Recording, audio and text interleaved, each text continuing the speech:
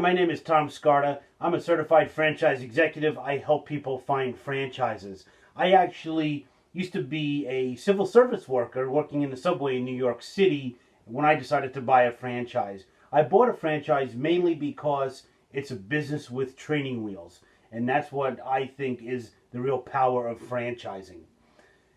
What I want to talk to you about today is food franchises. A lot of people start out, even myself, let's look at food.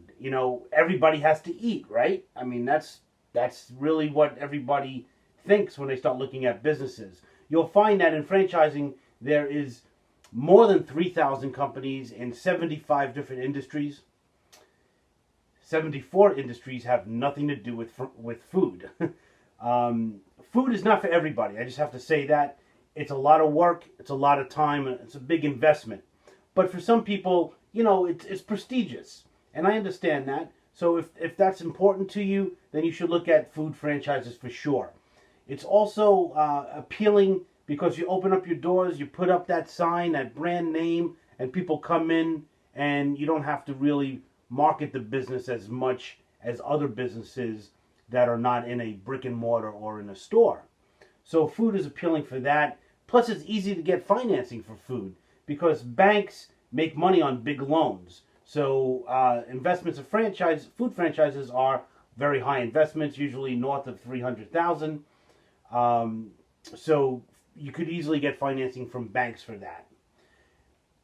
That's part of the problem, though, with food franchising is that is a very high investment. You need to be cognizant of all the rules and regulations that go into food franchises. You have to be in the right location because it is location, location, location. Moreover, you have to be in what they call a wet space, meaning that you have the ability to bring in plumbing and have grease traps put in and just be zoned for that. Talking about zoning, you got to make sure that you could have a drive-through. That's important for a lot of franchises. It could bump up your sales 30%.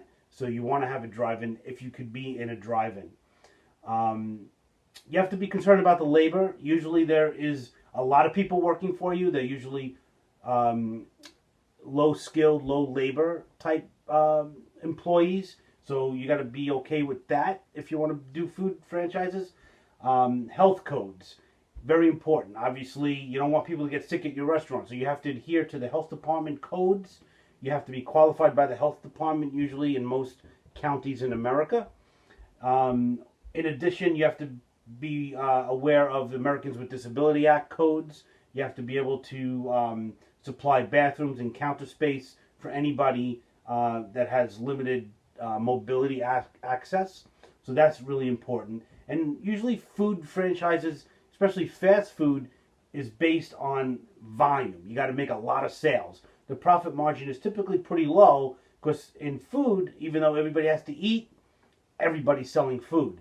There's so much competition. Everything from the street vendor to trucks these days, food trucks, all the way to your regular restaurants, middle QSR, quick service restaurants are out there everywhere, and the competition is steep. So you have to lower your prices, and you have to do dollar menus and $5 footlongs and all that kind of stuff in order to attract customers into your store instead of the guy next door. So food franchising is great for a lot of people, but it's not great for everyone. Make sure you know what you're looking at before you get involved with food.